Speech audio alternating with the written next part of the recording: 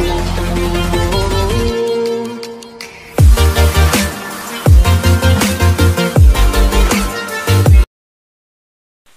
guys, welcome to Crack APSC. এইটো ভিডিঅ'ত আমি কেইটামান অতি গুৰুত্বপূৰ্ণ জিএছ কুৱেশ্যন আপোনালোকৰ লৈ আহিছো। এই সমূহ প্ৰশ্ন প্ৰায়বিলাক এক্সামতে আগতে ৰিপিট হোৱা। সেইবাবে ভিডিঅ'টো অতি গুৰুত্বপূৰ্ণ হ'বলগীয়া আসাম সেক্ৰেটাৰিয়েটৰ জুনিয়ৰ এডমিনিষ্ট্ৰেটিভ এক্সামৰ লগতে আৰু অন্যান্য কম্পিটিটিভ এক্সামৰ কাৰণেও প্ৰশ্নসমূহ অতি গুৰুত্বপূৰ্ণ। সেইবাবে ভিডিঅ'টো অতি ধুনীয়াকৈ চাব যাতে এই সমূহ প্ৰশ্ন যদি আহে তেতিয়াহলে আপোনালোকে ধুনীয়াকৈ এটেম্প কৰিব পাৰে। First question, who introduce the Indian university act? ইয়াৰ শুদ্ধ উত্তৰটো হৈছে লৰ্ড কাৰ্জন। লৰ্ড কাৰ্জনে ইণ্ডিয়ান ইউনিভাৰ্চিটি এক্টখন ইন্ট্ৰডিউচ কৰিছিলে। Next question, who build the Kailashnath temple at Ellora? ইয়াৰ শুদ্ধ উত্তৰটো হৈছে Krishna one.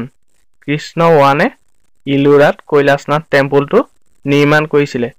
Next question, who was the greatest ruler of the Satavahanas? ইয়াৰ শুদ্ধ উত্তৰটো হৈছে গৌতমীপুত্ৰ সতকাৰ্ণী। গৌতমীপুত্ৰ সতকাৰ্ণী হৈছে সাতবাহনা বংশৰ আটাইতকৈ greatest ruler. Next question, which continent has the most countries? ইয়াৰ শুদ্ধ উত্তৰটো হৈছে Africa.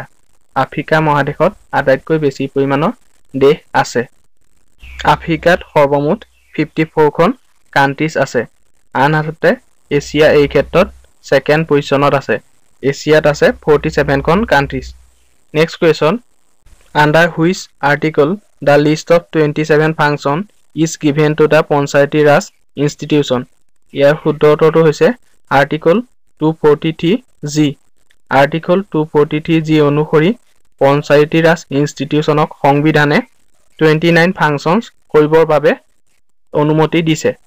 Next question, which amendment states that the total number of ministers including the prime minister in the council of ministers shall not exceed 15% of the total number of the house of the people? ইয়াৰ শুদ্ধ উত্তৰটো হৈছে 91st Amendment Act। 91st Amendment অনুসৰি প্ৰধানমন্ত্ৰীকে ধৰি গোটেই cabinet minister আৰু লগতে council of মিনিষ্টাৰত লোকসভাৰ 15%তকৈ বেছি সদস্য অন্তৰ্ভুক্ত কৰিব নোৱাৰিব। Next question, who wrote Rajatarangini? ইয়াৰ শুদ্ধ উত্তৰটো হৈছে কালহানা। কালহানাই ৰাজতৰংগিনীখন ৰচনা কৰিছিলে। Which article of the Indian constitution provides for an independent office of the comptroller and auditor general CAG of India? ইয়াৰ শুদ্ধ উত্তৰটো হ'ব 148।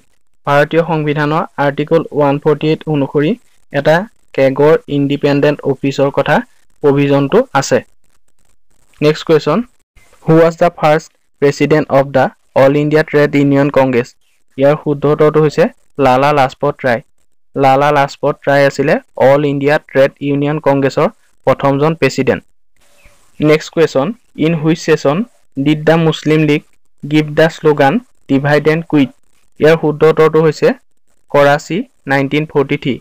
কৰাচীত অনুষ্ঠিত হোৱা যিখন মুছলিম লীগৰ ছেছন তাত ডিভাইড এণ্ড কুইট শ্লোগানটো লোৱা হৈছিল আৰু এইখন অনুষ্ঠিত হৈছিল 1943 চনত। Next question, the painting of Bharat মাতা ৱাজ অৰিজিনেলি ডান বাই? ইয়াৰ শুদ্ধ উত্তৰটো হৈছে অৱনীন্দ্ৰনাথ টেগোৰ। ভাৰত মাতাৰ যিখন অৰিজিনেল পেইণ্টিং সেইখন পেইণ্ট কৰিছিলে অৱনীন্দ্ৰনাথ টেগোৰে। Next question, the rule of Barman dynasty came to end with the death of? ইয়াৰ শুদ্ধ উত্তৰটো হৈছে ভাস্কৰ বৰ্মন। ভাস্কৰ বৰ্মনৰ মৃত্যুৰ লগে লগে বৰ্মন ডাইনেষ্টিটোৰ এণ্ড হৈছিলে। Next question, the Indian who was involved in the excavation of Harappa and Mohenjodaro was? ইয়াৰ শুদ্ধ উত্তৰটো হ'ব R.D. বেনাৰ্জী। হৰপ্পা আৰু মহেঞ্জোদাৰো এক্সকেভেশ্যনৰ লগত জড়িত ভাৰতীয়জন হৈছে R.D. Banerjee. Next question, who was also' known as দিহিঙীয়া ৰজা? ইয়াৰ শুদ্ধ উত্তৰটো হৈছে চুহুংমুং। চুহুংমুঙক দিহিঙীয়া ৰজা নামেও জনা যায়। Next question, which rock is called primary rock? ইয়াৰ শুদ্ধ উত্তৰটো হৈছে ইগনিয়াছ ৰক। ইগনিয়াছ ৰকক প্ৰাইমেৰী ৰক বুলি কোৱা হয়। Next question, which Ahom king created the post of Borpatra Gohain? ইয়াৰ শুদ্ধ উত্তৰটো হৈছে চুহুংমুং। চুহুমুঙে বৰপাত্ৰ গোহাঁই পদবীটো সৃষ্টি কৰিছিলে? Next question, Guru Shikhar peak is located in which state? ইয়াৰ শুদ্ধ উত্তৰটো হৈছে ৰাজস্থান। ৰাজস্থানত গুৰু শিখৰ পিকো অৱস্থিত। গুৰু শিখৰ হৈছে আৰাৱলী ৰেঞ্জৰ আটাইতকৈ হায়েষ্ট পিক আৰু এইটো অৱস্থিত আৰবুদা মাউণ্টেইনৰ এটা peak. Next question, which article of the Indian constitution empowers the president to consult the supreme court? ইয়াৰ শুদ্ধ উত্তৰটো হৈছে আৰ্টিকল 143। ভাৰতীয় সংবিধানৰ আৰ্টিকল 143 প্ৰেচিডেণ্টক সুপ্ৰিম কোৰ্টৰ লগত কনচাল্ট কৰিবৰ কাৰণে যিটো ক্ষমতা সেইটো প্ৰদান কৰিছে। Next question, legislative relation between the centre and the state is given in which part of the Indian constitution? ইয়াৰ শুদ্ধ উত্তৰটো হৈছে 11 পাৰ্টত চেণ্টাৰ আৰু ষ্টেটৰ মাজত লেজিছলেটিভ ৰিলেশ্যনৰ বিষয়ে আলোচনা কৰা হৈছে। Next question, who attended the parliament of religions held in Chicago in 1893? ইয়াৰ শুদ্ধ উত্তৰটো হৈছে স্বামী বিবেকানন্দ। স্বামী বিবেকানন্দই 1893 চনত চিকাগোত অনুষ্ঠিত হোৱা পাৰ্লিয়ামেণ্ট অফ ৰিলিজনত অংশগ্ৰহণ কৰিছিলে। Next question, which party was founded by Subhas Chandra Bose in the year 1939 after he broke away from the Congress? ইয়াৰ শুদ্ধ উত্তৰটো হৈছে ফৰৱাৰ্ড ব্লক। কংগ্ৰেছৰ পৰা আঁতৰি অহাৰ পিছত সুভাষ চন্দ্ৰ বসুৱে 1939 চনত ফৰৱাৰ্ড ব্লক দলটো গঠন কৰিছিলে।